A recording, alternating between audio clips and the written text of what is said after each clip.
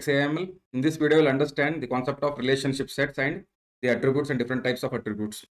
What is a relationship? You already understood the concept of entity set and entity. So, relationship set defines an association between the entities.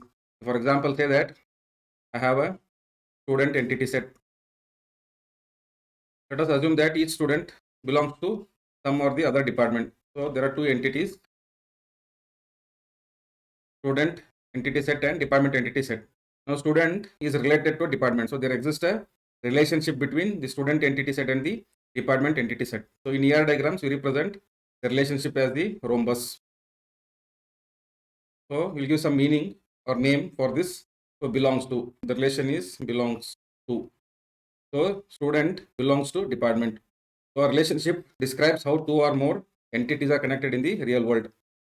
While the entities represents objects, relationship represents association or participation between them, between these objects or entities. So you already know, so entities we think as nouns.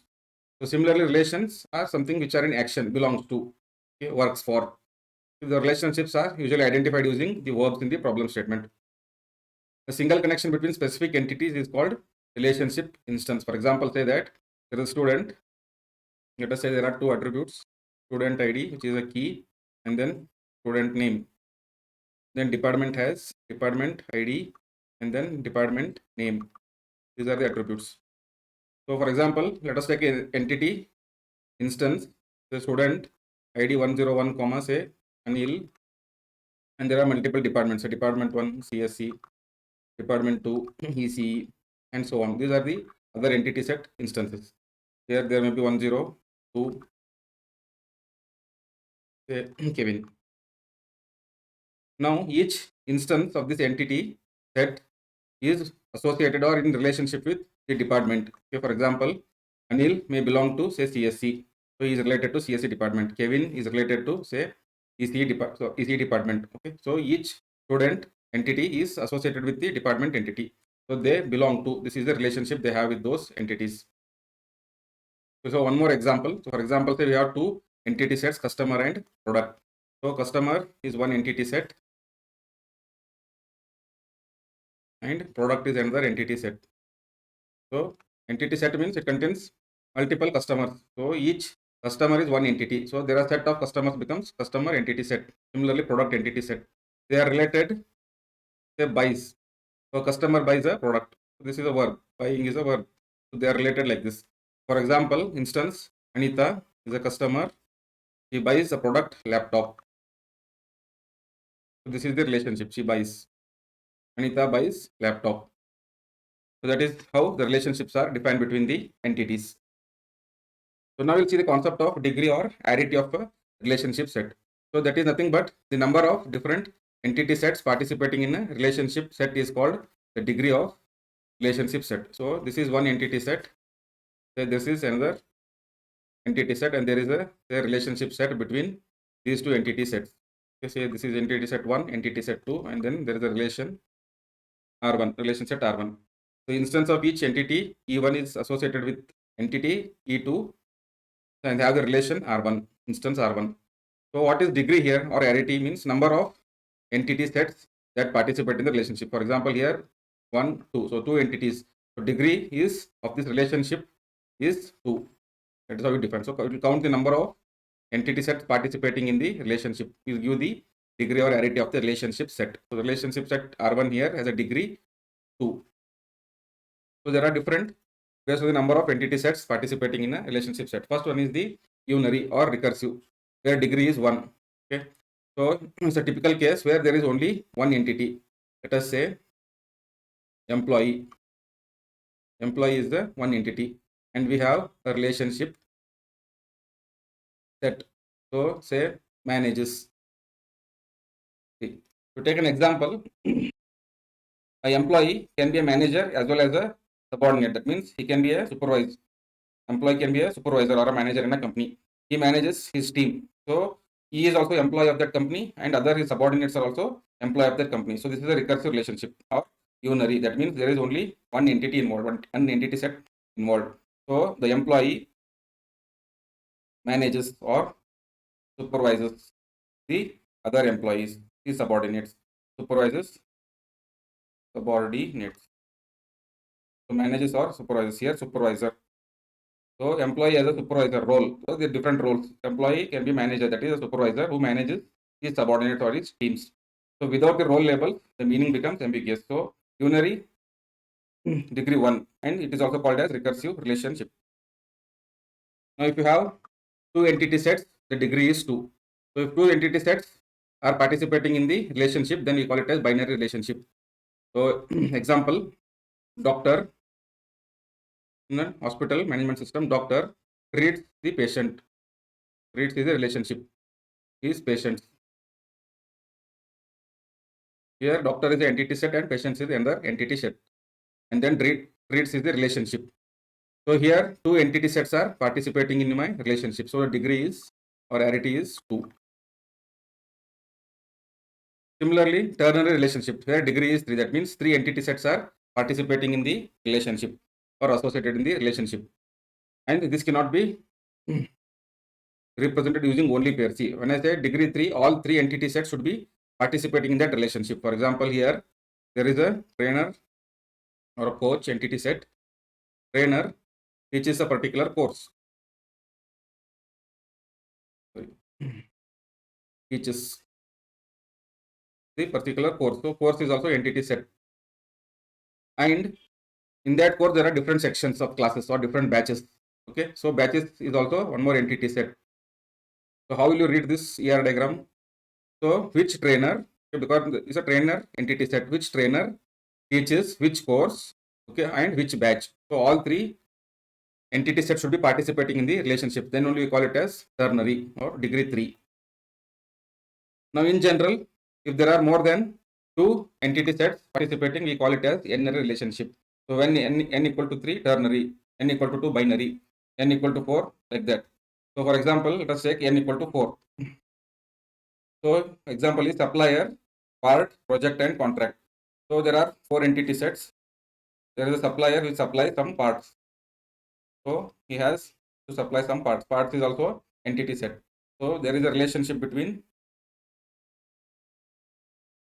supplier and parts. And then to which project does he supply the parts? And then through which contractor? There is a, for example, contractor. Okay. So how will you read this? Which supplier supplies which part, what part, to which project, through which contractor? So this is a relationship with degree 4. That's an example. So in general, we call it as N-ary relationship or degree N.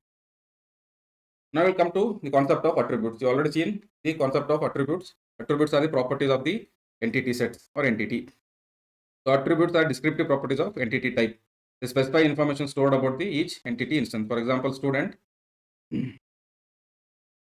entity set. Each entity in the student entity set has some common attributes or common properties or features. Student ID, student name. So each entity in the student entity set has these 2 attributes, for example. So these are the properties that defines this student. So in general, there are 4 types based on the structure and behavior: key attributes, composite attributes, multivalued attributes, and derived attributes. There are some more, so we'll see it in the last part of this video. Now, what is a key attribute? Suppose say that there is a student, the attribute is student ID and say student name for the student entity set. Now, if you remember, student ID can uniquely identify each student in the student entity set. So, for example, there are 100 entities in the student entity set. So each student will have a unique student ID or a primary key. We call it a primary key given as underlined. So key attributes are underlined in the attribute diagram of the ER diagram attribute, this ellipse. So what is the key attribute? Key attribute helps us to uniquely identify the particular entity in the entity set. What is the composite attribute? Composite attribute means sometimes the attribute can be further split. Okay. So whatever you have seen till now is a simple attribute. Simple attribute means, for example, student ID, student name. If they cannot be further split, if you want, you can split this student name. Let us say first name. It cannot be further split. Now let us take an example of address or contact information. Address. So address contains different parts. Address contains a street number, city, and pin code. So each of this pin code, city and street number can be a simple attribute. Address itself is a composite. It is made of different simple attributes. That is the meaning. How we represent in the ER diagram? So address, and then it can be further split into simple attributes as street number, city, and pin code. Okay. So this is an example of composite attributes. Composite means the attributes can be further split up into simple attributes. Simple attributes are the one which cannot be further split up. Okay. For example, student ID. I cannot split up further student ID. Student ID is unique, only one, like that. So similarly, you can have name. For example, in your database design, if you are considering name as say first name, middle name, and last name. Okay. Then how will you represent it? So name can be split into, the name itself is now a composite attribute. It can be split as first name, middle name, and last name. So when you design the database, it will be very simple to represent all these things. Then next is the multi-valued attributes. The attribute which can take multiple values is a multi-valued attribute. Multiple value means, for example, phone number. A student, for example, say that this is student entity set. Here is a student ID. It's a simple attribute as well as key attribute. Then say you have his first name, also simple attribute, only one name. And then you have say his phone number. Now the concept here is multi-valued means this phone number, for example, here can take multiple phone numbers. A student can have multiple phone numbers associated with him. So in that case, this phone number attribute can take multiple values, more than one values. So that we call it as multi-valued attribute. And in the ER diagram, you represent it as double ellipse like this. Okay. So this is the concept of multi-valued attribute. And the next one is the derived attributes. As the name itself suggests, derived means it is derived from some other attribute. Attribute which is derived from some other attribute is a derived attribute. For example, let us take student. Student. And then for simplicity, let us have only two attributes. Student ID is also primary key. And then say student date of birth. The date of birth is stored as the attribute of the entity. So I need not store his age. If I store his age, for example, say that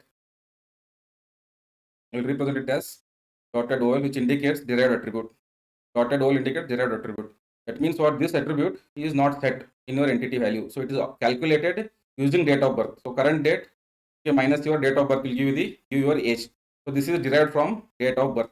So this is an example for derived attribute. So age is not, when you take the data from the students, you will not ask them to insert the value of your age. That is the meaning here. When you design, you will not create any location or space to store the age. You automatically calculate based on the date of birth. So this age attribute is represented as dotted oval in the ER diagrams, representing that no value will be input for this in your schema. So it can be easily derived from other attribute, that is date of birth. That is an example of the concept of derived attribute. Then there are some other types of attributes which are not usually frequently used in the ER diagram designs. One is descriptive attributes. The descriptive attribute means any attribute. So one more thing here. So a derived attribute can be part of entity set as well as it can be part of the relationship set also. For example, let us say the project, so, and then